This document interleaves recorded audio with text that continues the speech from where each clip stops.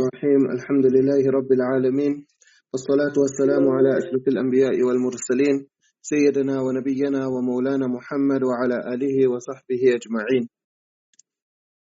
We completed the ruling about the summary of a narration, and the ruling was that it is permissible for a person who is knowledgeable of the linguistic implications. He can mention just a summary, or he can leave out a line or two of the hadith, he can leave out a few words.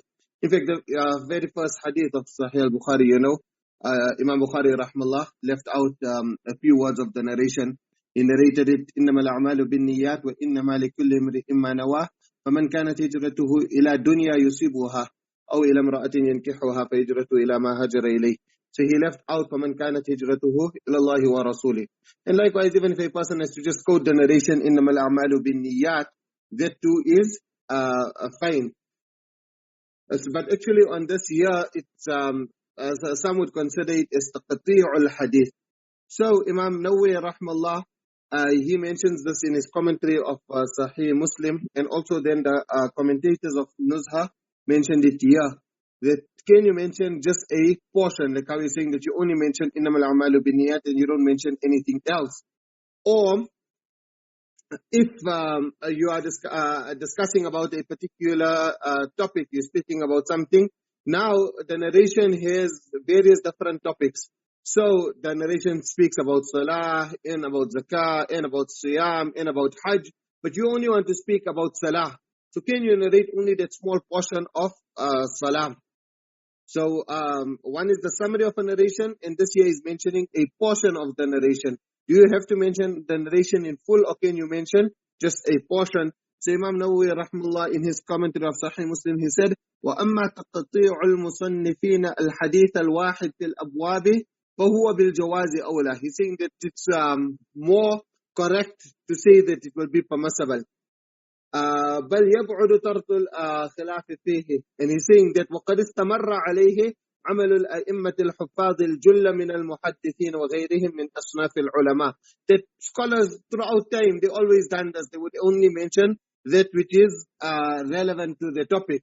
So Mullah Ali Qari rahmallah, like I said, that commentators took this from Imam Nawawi rahmallah. So Mullah Ali Qari gives the names of a few scholars. He says Kamalik, like Imam Malik rahmallah, wa Ahmad, then he jumps right to Abu Dawud and Nasa'i.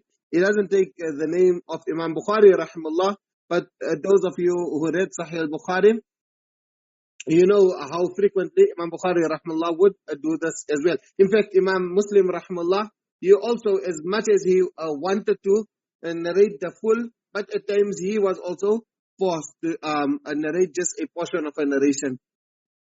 In the books of At-Taraf, they're all based on this here as well. Like Allama Munawi rahmallah says, نعم كتب الأطراف يكتفي فيها ببعض الحديث مطلقا وإن لم يفد.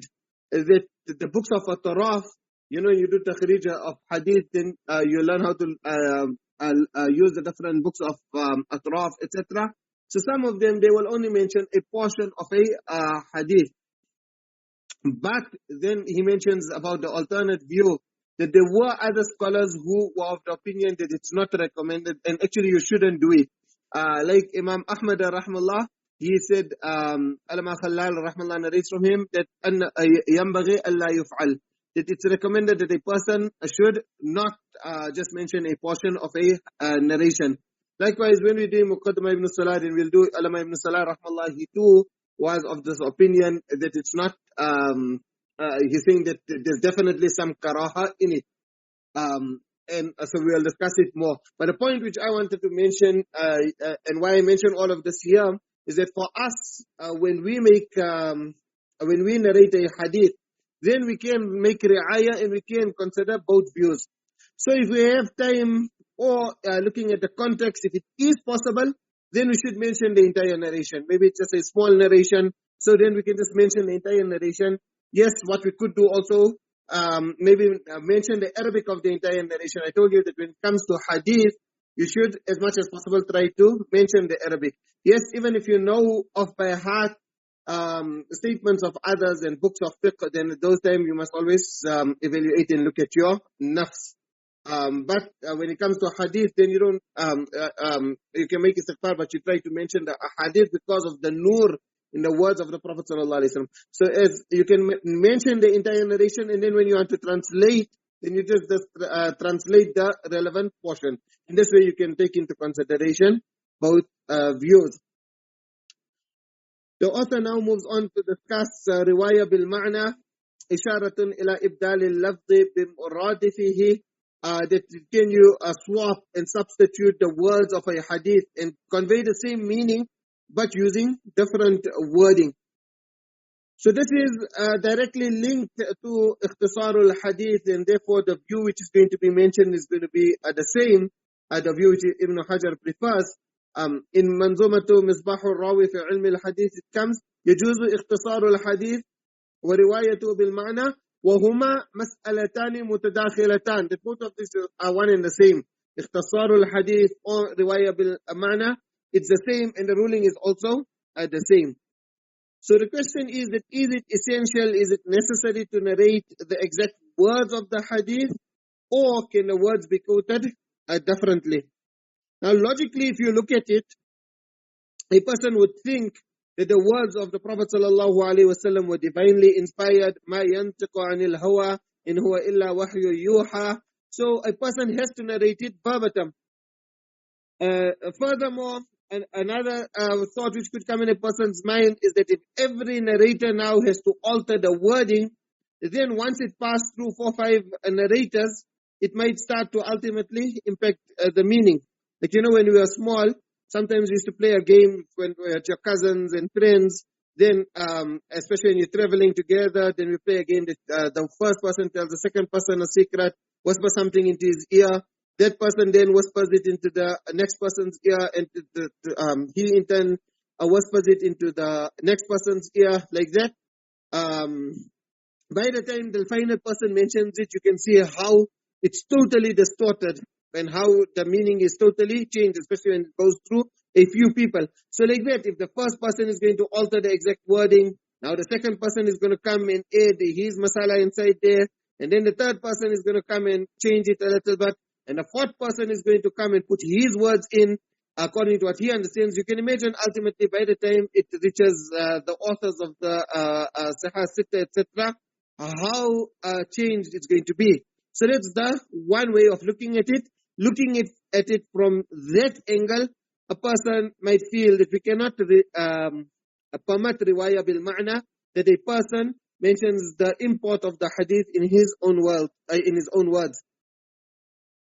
However, from a practical point of view, we know that the Prophet ﷺ spoke the Arabic dialect, which his audience were acquainted with. And even in the time of the Prophet ﷺ, there were different dialects in other areas. And thereafter, after the demise of Nabi ﷺ, with the passing of time, we know how vocabulary changed. You know also that from Shakespeare, how our English has changed. So in that way, Arabic has also changed. And that is why you know the Ammiya of today, how it's like totally changed. So many times the muhaddithun, they would substitute the words of the actual hadith with vocabulary which their respective audience could understand. And maybe the audience still spoke the same Arabic, but for whatever reason, the reality is that scholars started to alter the wording of narrations. So irrespective of what we are going to mention as a ruling here, the reality is that narrations which we have been narrated bil ma'na. And leave alone anything else, even the Sahaba radiyallahu anhum permitted it. وَتَشْهَدُ أَحْوَالُ الصَّحَابَةِ وَالسَّلَفِ عَلَى جوازه لأنهم يرون القصة الواحدة بألفاظ مختلفة. Many times they would be narrating one statement of the Prophet ﷺ, but you can inspect it and investigate, and you will find that they are narrating the exact same statement. They both heard it together, but their wordings differ. So Sheikh Khudair, he says in تحقيق الرغبة لأن ذلك هو الذي تشهد بأحوال الصحابة والسلف, that from the time of Sahaba ويدل عليه روايتهم القصة الواحدة بألفاظ مختلفة. So you find that many senior of the earlier muhaddithun, they mentioned how impractical it was to restrict the narrating of hadith to the exact words. So for example, Imam Sufyan al-Thawri rahimahullah, Al-Madkhal ila ilm al-Sunan, Imam Baqi rahimahullah narrates, now Imam Sufyan al-Thawri was the leading muhaddith of that age. When we inspect the narrations of Imam Abu Hanifa rahimahullah, then you compare it with everyone in his age, like everyone who lived around his time, between that period of 80 to 150 hijrah, then you find most of the muhaddithun at that time, majority of them narrated under 5,000 narrations. But this one person you find, Sufyan al-Thawri, who narrates 10,000. No one then says that, look, Sufyan al-Thawri cannot be a muhaddith, Imam Zuhri cannot be a muhaddith. That person, basically every person that lived in there is not a muhaddith because he did not narrate 100,000 narrations. There were no 100,000 narrations. So it's no use to make the kalluf and try to say that Imam Abu Hanifa knew hundreds of thousands when they weren't hundreds and thousands. The leading muhaddith of the time didn't narrate hundreds of thousands, not even 1/10 of hundreds of thousands. Yes, in Imam Ahmad, so you can't compare Imam Ahmad with Abu Bakr radiallahu anhu. Because for Abu Bakr radiallahu anhu, there was no sanad. So whatever he heard, so like that. Sufyan Thawri was one of the person who narrated the most ahadith in that era. And he said, لو أردنا أن نحدثكم بالحديث كما سمعنا ما حدثناكم بحديث واحد. So one of the very important links, one of the persons who narrated the most in an era, he is saying that if we were very stringent in only narrating a hadith as we heard it, we would have never narrated to you even one hadith. So that means that a great majority of those ahadith which comes via Sufyan al-Thawri rahimahullah is going to be such that it's riwayah bil ma'na. Likewise, Waqi', he also said, إِن لَمْ يَكُنِ الْمَعْنَى وَاسِعًا فَقَدْ هَلَكَ النَّاسِ. If it was not permitted to narrate just the meaning, then people would have all been destroyed. So now can you see how on the one hand, if you're going to give a blanket ruling and saying that it's not permissible, then that would mean that we have to literally discard thousands of narrations. But on the other hand, we cannot just give a general ruling of consent, because then that is going to lead to many distortions. Like we explained, that any person can come and give his version, what he understood, and put it in his own wording. So therefore, when mentioning it as a principle, scholars were now torn between the ideal and between reality. The ideal would be if every person could have narrated it with the exact words. But the reality is that they didn't narrate it with them exact words. So now Ibn Hajar rahmallah, he mentions this here and he says, وَأَمَّا الرِّوَايَةُ بِالْمَعْنَى فَالْخِلَافُ فِيهِ شَهِيرٌ وَالْأَكْثَرُ عَلَى الْجَوَازِ أَيْضًا ومن أقوى حججهم الإجماع على جواز شرح الشريعة للعجم بلسانهم للعارف به، فإذا جاز الإبدال بلغة أخرى فجوازه باللغة العربية أولى. وقيل إنما تجوز في المفردات دون المركبات، وقيل إنما تجوز لمن يستحضر اللفظ ليتمكن من التصرف فيه، وقيل we should not stop there, we might not even reach till there. So Ibn Hajar rahmallah is saying that أما الرواية بالمعنى فالخلاف فيه شهير, that riwayah bil ma'na, the difference is very well known. Oh yeah, and here also in the so in the manuscript there were no headings. So if you got a copy where you're seeing headings, then it's probably the muhakkik who added those headings, or maybe someone else who added those headings. But in the manuscript here, there's one place here where it comes with a heading, and the heading is matlab jawaz al-riwayah bil ma'na. So there's the one place where there is a heading. So Ibn Hajar rahmallah says, وَالْأَكْثَرُ عَلَى الْجَوَازِ أَيْضًا. Now this here has to be read with two paragraphs above, because remember all this here is linked على الصحيح في المسألتين. If you go 2 paragraphs above, you can see that last sentence there, على الصحيح في المسألتين. So that whole paragraph, ولا يجوز تعمد تغيير صورة المتن مطلقا ولا الاختصار منه بالنقص. And then he's saying إلا لعالم بمدلولات الألفاظ. So here, this here is now the underlying condition which is already there. So whatever you're reading now, it's directly linked to that first condition. So the default condition is that the person has to be an alim. If a person is not an alim, then Mullah al-Qari rahmallah says, بِشَرْطِ الْمَذْكُورِ, that condition has to be mentioned, that a person has to be an alim. Al-Imam Munawi rahmallah, he explains that how a person needs to know the differences between the two words. Sometimes, even in English, we might assume that this word is interchangeable, it 100% conveys the same meaning of that other word. But there could be some intricate differences. Maybe in our particular urf, maybe here in our country or in our province, maybe we don't take into consideration those. But maybe if you have to narrate it to someone else in another country, he might take it to be two different meanings. So now if English is like that, then Arabic, which is much more delicate, then you can imagine that maybe a person might not know that by substituting this word for that word, the whole meaning is going to change. And those who, in that time also, there were many who paid lots of attention to Arabic. So those who are going to hear it, they're going to now take a completely different meaning. So Allama Munawi rahmallah then says, فَلَا يُبَدَّلْ you cannot change لفظا ظاهرا للدلالة على معنى بلفظ خفي الدلالة. That if a word has a very implicit meaning, then you cannot change it for something which has a hidden meaning. ولا العكس لأنه ينشأ عن ذلك تقديمه ما رتبته التأخر أو العكس لوجوب تقديم أحد الخبرين المتعارضين على مخالفه. So basically there could be times when a person who is not well versed with the Arabic intricacies, he could end up changing it with such words or such order that would have a direct impact on the meaning. So therefore, if a person is not very knowledgeable of all these literal differences, then there is consensus that it will not be possible for him to make riwayah bil ma'na. وَأَمَّا غَيْرُ الْعَارِفِ فَلَا يَجُوزُ لَهُ ذَلِكَ قَطْعًا إِجْمَاعًا. So إِجْمَاعًا, Al-Imam Munawi rahmallah is saying that it is not permissible. Now here just in passing he mentions about the importance of Arabic. وَيَشْمَلُ قَوْلَهُمْ الْجَاهِلُ بِالنَّحْوِ, that if a person doesn't know a nahwa properly, why? لأن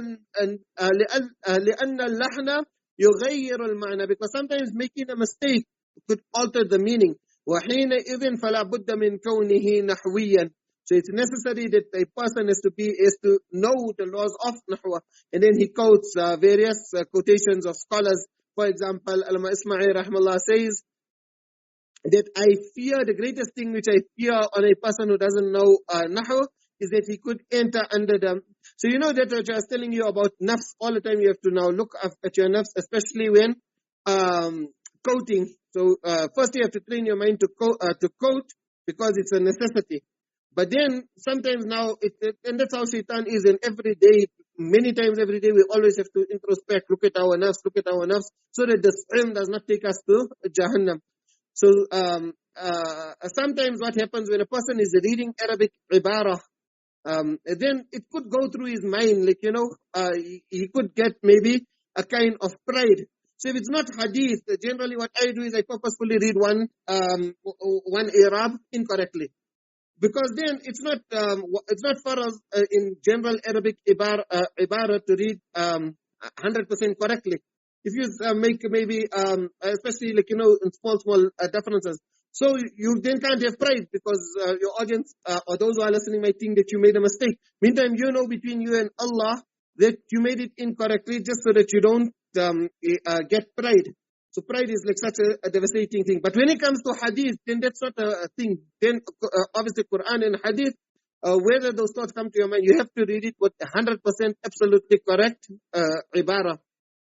So you can see he's saying that if a person doesn't know the laws of nahwa and he goes and he alters the i'rabs on the words of Nabi sallallahu alayhi wa sallam, then he could enter under man kadhaba alayya muta'ammidan. And thereafter he quotes Ibn Salah rahmallah's statement, etc. So all of that you can read it in Waqit what Durar, at how important Arabic is for, how important it is to know the grammar for reading a hadith. For general reading of Arabic, but in Hadith you can't make any error. So now Ibn Hajar rahmallah is saying that this is the view of Akthar. So now who is being referred to as Akthar? So we find, and we mentioned earlier, that this year was done from the time of the Sahaba. Sahaba radiallahu anhum done it, then the Tabi'een followed. So for example, you have Hasan Basri rahmallah. So on the one end you have Muhammad ibn Sirin, and we'll discuss his view later. So a student, Hisham, he says that with regards to Muhammad ibn Sirin, أنه كان إذا حدث لم يقدم ولم يؤخر. He was very cautious that he wants to narrate the exact words as he heard it. That was Muhammad ibn Sirin. But وكان الحسن إذا حدث قدم وأخر. Imam Hasan Basri rahmallah, when he would narrate, then he would make riwayah bil ma'na. In fact, before Muhammad ibn Sirin, Ibn Umar radiyallahu anhum, he too, so he heard one narration of مثل المنافق مثل الشاة بين الربضين. He heard this narration. Now, obviously, it's Sahaba radiyallahu anhum there. But yet, Ibn Umar radiyallahu anhu corrected it. Why? Because وكان ابن عمر إذا سمع النبي صلى الله عليه وسلم لم يزد فيه ولم ينقص منه ولم يجاوزه ولم يقصر عنه. So he was very cautious also. But then others, like all the other tabi'in, they would narrate and make riwayah bil amana. So Ibn Awn rahmallah, he narrates that كان الشعبي والنخعي والحسن يحدثون بالحديث مرة هكذا ومرة هكذا. Sometimes they would narrate it with these words. At other times they would alter the words. So you can see riwayah bil ma'na.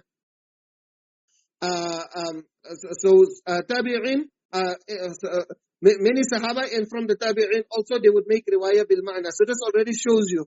And that is how come most of the latter day scholars then preferred this view. So Mullah al-Qari rahmallah says, min ahli al-hadith wal-fiqh wal-usul wa minhum al-a'immat al-arba'a. That whether it's muhaddithin, whether it's fuqaha, whether it's usuliyin, and even the a'imma arba'a, they permitted riwayah bil ma'na. So many scholars that Allama Sakhawi rahmallah said that kada al-jawazu an yakuna ijma'an. It is almost as if there is consensus that it's permissible. But remember that underlying condition which we mentioned, that it's only permissible if a person knows the intricacies of the Arabic language. And in fact, this whole thing on riwayah bil ma'na, it's one of the very reasons why, so Imam Bukhari rahmallah, that he continuously he makes riwayah bil ma'na. If you read Sahih al-Bukhari, you'll know it. If you didn't read, then Ibn Hajar rahmallah says, وَكَانَ مِنْ رَأْيِ الْمُصَنِّفِ جَوَازُ اخْتِصَارِ الْحَدِيثِ وَالرِّوَايَةِ بِالْمَعْنَى. He was of the view, like the majority, that it's permissible to make riwayah bil ma'na. So, when doing the count of the narrations of Sahih al-Bukhari, Ibn Hajar rahmallah mentions that the reason why there is a difference is because of this year of riwayah bil ma'na. So, وَنَقَصَ الْحُمَيْدِيُّ الْعُدَّةِ لأنه يعد الحديثين إذا تقاربت ألفاظها حديثا واحدا. When two ahadith, the words are similar, he regards it as one hadith because he assumes that maybe it's one hadith and the other is just a riwayah bil ma'na. So he gives an example. He says that the one narration goes by Zuhri to Anas radiyallahu an, that لم يكن أحد أشبه بالنبي صلى الله عليه وسلم من الحسن بن علي رضي الله عنهم. And then he narrates, it comes again from Muhammad ibn Sirin from Anas radiyallahu an. But this time how it comes, it doesn't come with words لم يكن أحد. It comes كان أشبههم برسول الله صلى الله عليه وسلم. So you can see the exact same meaning is being conveyed, but the wording is different. So Allama Humaydi rahmallah would regard it as one hadith, because thinking that this is riwayah bil ma'na. The Sahabi is the same, it's Anas radiyallahu an. So maybe Zuhri decided to narrate it with those wording, and Ibn Sirin rahmallah decided to narrate it with these wording. Ibn Hajar rahmallah mentions that now the greatest proof which they had.